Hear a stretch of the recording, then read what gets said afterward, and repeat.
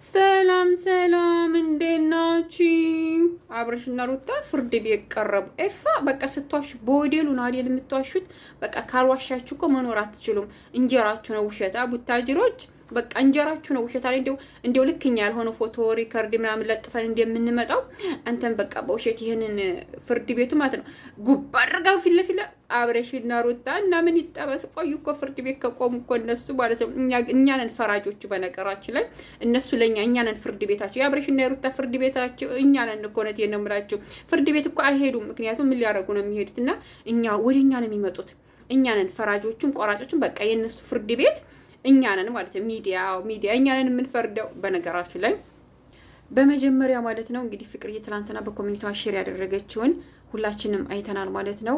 ሀዘን ላይ ነኝ ለዛ ነው የጠፋሁት ብላለች ፍቅርዬ። የኔ አበባ ያው ምን እንደሞተብሽ እኔ አላቅም።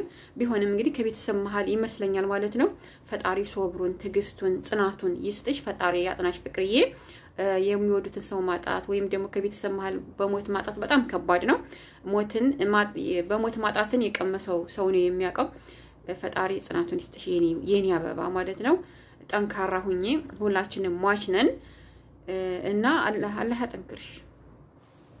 እሺ ወይዘሮ ሩታና አቶ ኤፍሬም ኤፋ የአበጋዝ ወንድም ማለት ነው። ትላንትና እንግዲህ አስደንጋጭ ነገር፣ መቼም እኮ ከአስደንጋጭ ነገር አትወጡም። የቡታጅራ ዩቲዩበሮች ታምኔል ስትሰሩ አስደንጋጭ ነገር ችግር ተፈጠረ። ከችግርና ከአስደንጋጭ ነገር አትወጡም፣ ከውሸት አትወጡም። ምክንያቱም እንጀራችሁ ነው፣ ዳቧችሁ ነው፣ በቃ ሁሉ ነገራችሁ ነው። ካልዋሻችሁ መኖራችሁ። በነገራችን ላይ ውዶቼ ማለት ነው እንዳየነውና እንደምናውቀው እንግዲህ አንዳንድ ሰዎች ውሸት እንጀራቸው ሁሉ ነገራቸው ህይወታቸው አድርገው የያዙ ሰዎች አሉ። ምሳሌ ቡታጅራ ዩቲዩበሮች ማለት ነው ውሸት በቃ ሁሉ ነገራቸው ነው። የደም ስራቸው፣ መንቀሳቀሻቸው፣ እንጀራቸው፣ ዳቧቸው፣ የቤት ኪራያቸው በቃ ሁሉ ነገራቸው፣ የመኖር ሚስጥራቸው ውሸት ነው ባይዘው ማለት እና እኛ ማለት ኦዲየንሶች ማለት ነው ተከታዮች እያዳመጣችሁ በደንብ ማለት ነው። እኛ የምንከተላቸው እንግዲህ አረብ ሀገር ያለን እኔ እንኳን የምከተላቸው ቪዲዮ ለመስራት ነው እንጂ የሚሰሩ ስራ ተመችቶኝ አይደለም ማለት ነው። እና እኛ ውሸትን መከተል እስካላቆምን ድረስ የቡታጅራ ዩቲዩበሮች ወይም አሁን ላይ እየተስፋፋ ነው በእነሱ ምክንያት ማለት ነው። በሁሉም ቦታ ላይ ውሸት እየሰሩ ነው። ምሳሌ እነ ማሂ ማነው ስሙ እነ ናሂ ውብዬ ምናምን እነሱ ራሱ ውሸቱን ቀጥለው እነ ሰይድ እነ ማነው ስማቸው እነሱ መያም እንዲዋሹ ነው ማለት ነው። ግን መጀመሪያ የውሸት ፋብሪካ የተመረተው ቡታጅራ ውስጥ ነው ማለት ነው። እና አንዳንድ ሰዎች ውሸት በቃ ህይወታቸው ነው። ውሸት ሁሉ ነገራቸው ነው። ገባችሁ አይደል? ስለዚህ እኛ ውሸትን መከተል እስካላቆምን ድረስ እነሱ መዋሸታቸውን አይተውም ማለት ነው። ገባችሁ አይደል? እኛ ከውሸት መራቅ አለብን። እኛ ማለት ነው ተከታዮች ኦዲየንሶች ማለት ነው። እኛ ከውሸት መራቅ አለብን። ውሸትን መከተል የለብንም። እውነትን ከተከተልንም እነሱ ውሸት መስራት፣ መዋሸት፣ ታመምን ወደቅን ማለት ይተዋሉ ማለት ነው። እና እኛ ውሸትን መከተል ከተውነ እነሱም ውሸትን መስራት ይተዋሉ ማለት ነው። ዩ አንደርስታንድ ሚ? እና ትላንትና እንግዲህ ትልቁን ማለት ነው አቶ ማነው ስሙ አዲስ ነው ያገኘሁት። ይሄ እንደ ሩታዬ አዲስ ነገር ስታገኝ ትልል ለሩታዬ ማለት ነው። በነገራችን ላይ ሩታዬ እንደምናውቀው ወይዘሮ ሩታ ማለት ነው የአቶ አበጋዝ ሚስት ነኝ የምትለው ማለት ነው ለዩቲዩበሮች የምሰጠውን ክብር ምሳሌ ለማርክ ለኤፋ በቃ ለሚመጡት ለአዲሶቹም ለአረጋዎቹም ዩቲዩበሮች ማለት ነው ለነባሮቹም ለአዲሶቹም ለሚመጡት ዩቲዩበሮች የምሰጠውን ክብር ሩቡን ግማሹን እንኳን አይደለም ሩቡን ማለት ነው ገባሽ? የግማሹን ግማሽ ማለት ነው ያህል ለራሷና ለቤተሰቦቿ አትሰጥም። ገባሽ አይደል? ለዩቲዩበሮቹ ለአዲሶቹም ለነባሮቹም የምሰጠው ሲጎተቷት በፈለጉት ቦታ ነይ ከዛ ሂጂ ከዛ ምናምን እያሉ እየጎተቱ በቃ ብዙ ነገር እንትን ይሏታል ማለት እና ለነሱ የምሰጠውን ክብር ያህል ለራሷ ለሴትነቷ ምንም ሩቡን እንኳን ራሱ ክብር አሰጠውም ማለት ነው። ለቤተሰቦቿ ሩቡን ያህል እንኳን ክብር አሰጣቸውም ባይዘው ማለት እና ወይዘሮ ሩታዬ እንግዲህ መዋሸት ልማዷ ነው። ያው እንግዲህ አበጋዝም ቢያስተምራት ዙሮ ውሸታም ናት።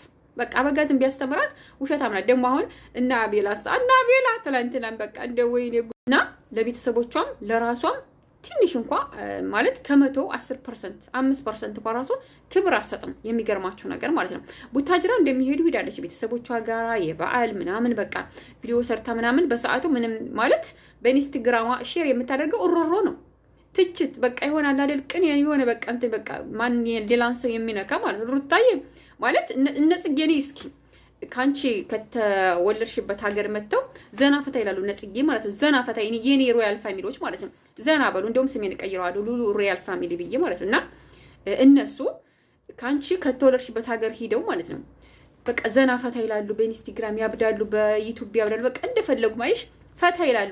አንቺ ከእናት አባትሽ ቤት ሂደሽ ከተወለድሽበት ሀገር ሂደሽ ለቅሶ ነው። ፍርድ ቤት ቀረበች፣ አለቀሰች። እንደዚህ እንዴ በኢንስታግራም ራሱ ሼር የምታደርግ ኦሮሮ ነው።